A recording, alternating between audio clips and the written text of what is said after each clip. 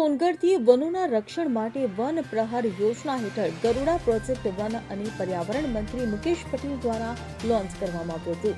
હવે જંગલોમાં થતી ગેરકાયદેસર પ્રવૃત્તિઓ પર વન વિભાગની બાજ નજર રહેશે.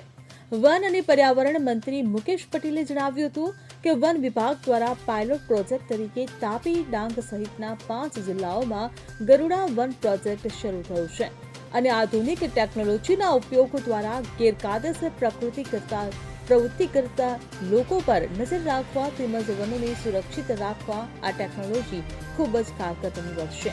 દેશના યશસ્વી વડાપ્રધાન નરેન્દ્રભાઈ મોદી સાહેબનું જે સ્વપ્ન છે ડિજિટલ ઇન્ડિયા,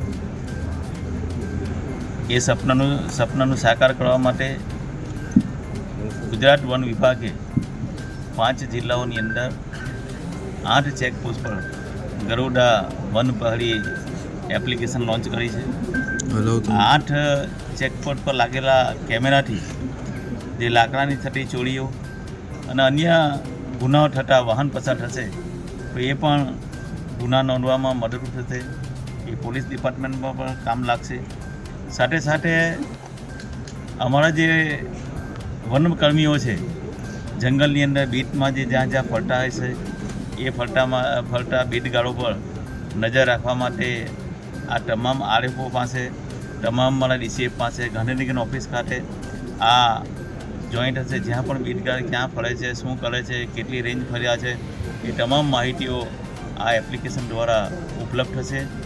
આ ભારતનો પહેલો પ્રોજેક્ટ છે જે આપણે તાપી જિલ્લાથી એની શરૂઆત કરી છે. અત્યારે તાપી જિલ્લાના 5 જિલ્લાના 8 ચેકપોસ્ટ પર આ લગાવ્યું છે. અમે આ 100% લગાવીશું. આ ટેકનોલોજીના માધ્યમથી નર્મદા જિલ્લાની અંદર જે એક મોટું બાયોડીઝલ ચોરીનું કૌભાંડ આ જ એપ્લિકેશનના આ જ કેમેરાથી એ પકડાયું હતું. એ ટેન્કર કેટલી વાર અહીંયાથી આ ચેકપોસ્ટથી પસાર થયું, એ લગભગ 44 વાર જેટલું ચેકપોસ્ટ પરથી ટેન્કર પસાર થયું. અને મહારાષ્ટ્ર કેટલી વાર ગયું એ પણ એમાંથી ખબર કે 35 વાર એ મહારાષ્ટ્ર ગયું છે. એટલે આ એકલું વન માટે નહીં પરંતુ પોલીસ વિભાગ માટે પણ, અન્ય વિભાગો માટે પણ જે ચોરી થતી છે એ ચોરી અટકવા માટે પણ આ કામ લાગશે.